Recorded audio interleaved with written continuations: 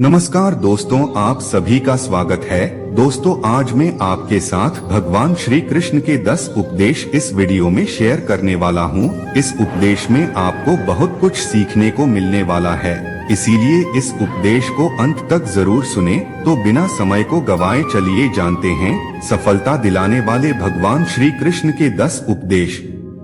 श्री कृष्ण का पहला उपदेश। आपने कभी किसी पंछी को देखा है? जब उसे अंडे देने होते हैं तो वो सर्वप्रथम एक स्थान खोजता है, एक ऐसा स्थान जो वर्षा, धूप और शत्रुओं से सुरक्षित हो, और फिर वो अपना घोंसला बनाकर फिर अंडे देता है और फिर उन अंडों से नन्ही संतानें निकल आती है तो वो पंछी उन्हें भोजन देता है, उनकी सुरक्षा करता है।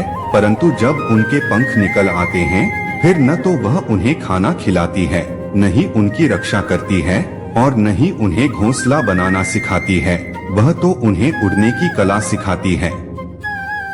फिर वे नन्ही संतानें उड़ने की कला सीखकर स्वयं अपना भोजन लाना सीखती है और स्वयं अपना घोंसला बनाना सीखती है।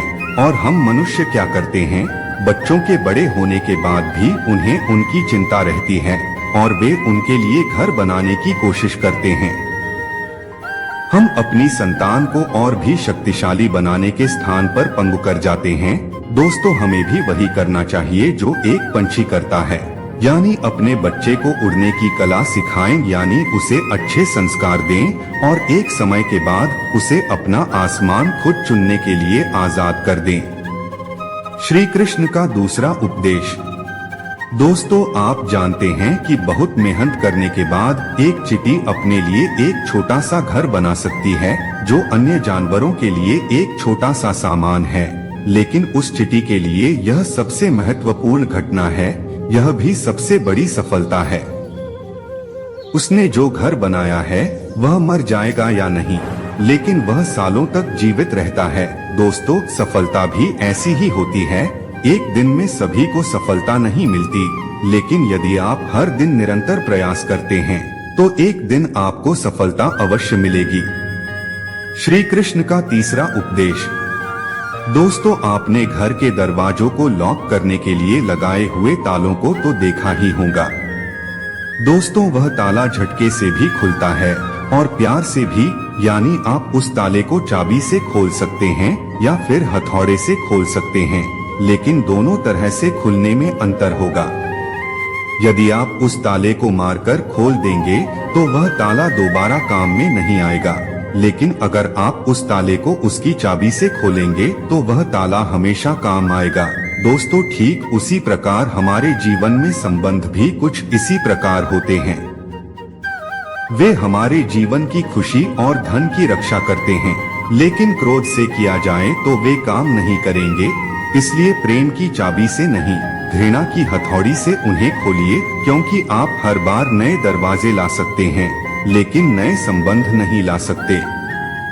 श्री कृष्ण का चौथा उपदेश। जीवन क्या है? हमारे माता पिता हमें जन्म देते हैं और पालते हैं, फिर हम अपना बचपन और युवा जीवन उनकी संपत्ति से बिताते हैं और हम शादी करते हैं, फिर हम अपने बच्चों को जन्म देते हैं, उनको पालते हैं और अंततः इस दुनिया से चले जाते हैं। शायद आपके और हमारे जीवन में भी यह प्रश्न बार बार उठता होगा। जल जीवन अब आपको बताया जाएगा। सागर से भाप उठता है, मेघ बनता है, फिर नदी बनता है और फिर सागर में फिर से मिलता है, लेकिन वह कभी नहीं पूछता कि उसका जीवन क्या है और उसका उद्देश्य क्या है। कैसे? आइए जानते हैं। पानी हर भावना पर विजय प्राप्त करता है और जितना दे सकता है देता रहता है। जब यह समुद्र में होता है तो असंख्य प्राणियों को जीवन देता है। किसानों को आशा है कि फसल फिर से उगेगी जब सागर से भाप बनकर मेघ बन जाता है, वर्षा बनकर बरसती है, जो इस सुखद और प्यासी जमीन को भर देती है, और जब वह नदी में बहता है, किनारों पर वनस्पतियों को जीवन देता है। लेकिन क्या ये पानी कभी सोचता है कि इसके जीवन का क्या अर्थ है? उसके जीवन का क्या लक्ष्य है? नहीं, वह सिर्फ अपने धर्म का पालन करता है और जितना हो सके सभी को खुश करता है। श्री कृष्ण का 5वां उपदेश। दोस्तों, क्या आप कभी बारिश के कारण बने कीचड़ से होकर अपने घर पहुंचे हैं? तो आप जानते ही होंगे कि पादुकाएं पहनने से आप कीचड़ से तो बच जाते हैं, लेकिन उन पादुकाओं से उड़ने वाली बूंदें आपके कपड़ों को गंदा कर देती हैं। किंतु फिर भी उस बूंदों से आपके वस्त्र गंदे हो जाएंगे, इस कारण से आप चप्पल पहनना तो नहीं छोड़ते हैं ना। ठीक इसी प्रकार जीवन में कुछ ऐसे लोग भी आते हैं पाटुका के भांति, जो आपको कीचड़ से तो बचा लेते हैं, लेकिन वस्त्र रूपी आपके मन पर शंका के दाग लगा ही जाते हैं। इन लोगों की वजह से परेशान होने की जरूरत नहीं है, बल्कि यह सोचने की जरूरत है कि आप अपने पैरों को कीचड़ से बचाना चाहते हैं या अपने कपड़ों को। इसका मतलब है कि हमारे लिए अपने जीवन में गंभीर होना अच्छी बात है। श्री कृष्ण का 6वां उपदेश। प्रिय व्यक्ति सफलता से जागता है, मनुष्य ऐसे में हमेशा एक बात भूल जाता है, झुकना। और व्यक्ति सोचता है कि मैं किसी के सामने क्यों झुकूं? और ऐसा होता है क्योंकि लोग भूल जाते हैं कि उन्होंने इस दुनिया में जो कुछ भी हासिल किया है वह सब झुककर ही हासिल किया है। बचपन में जब चलना सीखा तो इस धरती पर झुकना भी पड़ता था, झुककर बड़ों का आशीर्वाद भी लेना पड़ता था, और साथ ही फसल काटने के लिए किसान को भी झुकना पड़ता था, और कुएं से पानी निकालने के लिए भी पात्र को झुकना पड़ता है। भगवान से आशीर्वाद प्राप्त करने के लिए उनके समक्ष हमें झुकना पड़ता है। आंधियों में वृक्ष कैसे सुरक्षित रहते हैं? झुककर। और सम्मान कैसे पाया जाता है? झुककर।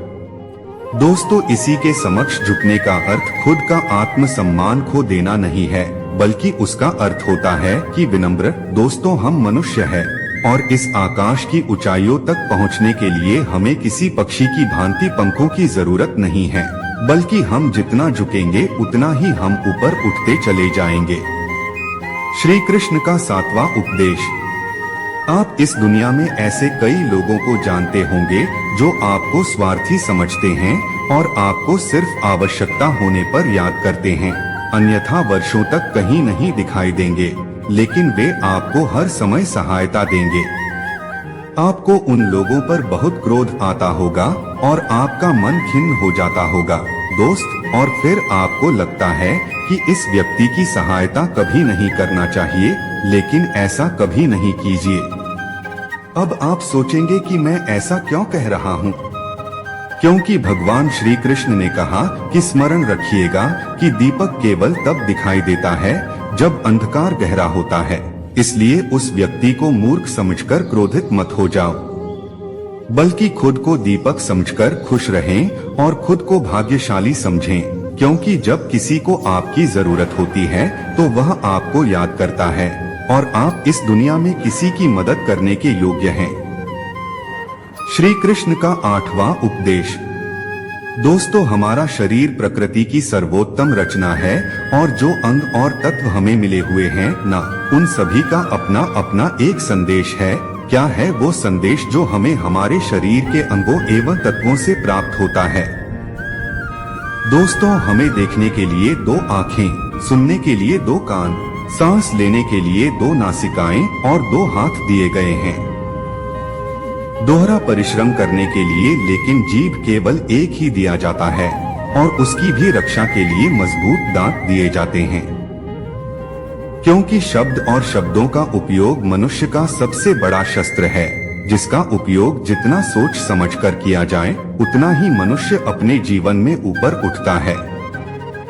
इसलिए दोस्तों, देखो, सुनो, ज्यादा समझो लेकिन बोलो कम, फिर तुम्हें सफल होने से कोई नहीं रोक पाएगा।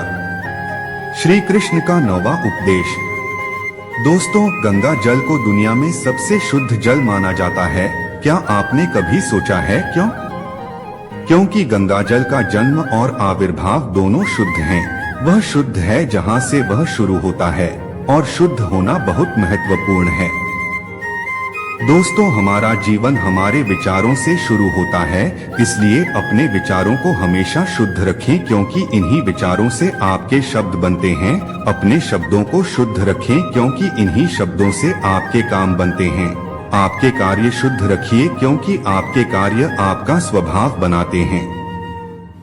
और आपके स्वभाव से आदतें बनती हैं और आदतों से आपका चरित्र बनता है जो दुनिया को आदर्श बनाता है। लेकिन विचारों से आदर्श तक की यात्रा तभी अच्छी और शुद्ध होगी जब आपके विचार शुद्ध होंगे। श्री कृष्ण का 10वां उपदेश। दोस्तों, दूध और मक्खन का आपस में क्या संबंध है?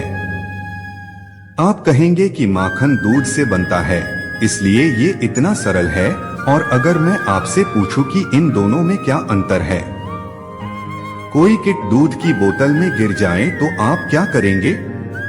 आप दूध फेंक देते हैं, लेकिन कोई कीड़ा बर्तन में रखे मक्खन गिर जाए तो क्या करेंगे? तो आप उस कीट को निकालकर फेंक देते हैं, क्योंकि वह बदसूरत और खराब है। ठीक उसी प्रकार यदि हमारा मन स्वच्छ नहीं है तो ये कुविचार कीट आपके मन को भी खराब कर देगा। लेकिन यदि हमारा मन माखन की तरह शुद्ध हो गया है तो आपके मन में ठहरे हुए कुविचारों को स्वयं से बाहर निकालना होगा। दोस्तों, सफलता दिलाने वाले भगवान श्री कृष्ण के 10 उपदेश अगर आपको पसंद आए होंगे तो लाइक, शेयर, कमेंट और चैनल को सब्सक्राइब करें। इस वीडियो में बस इतना ही। मिलते हैं अगली वीडियो में। जय श्री कृष्णा।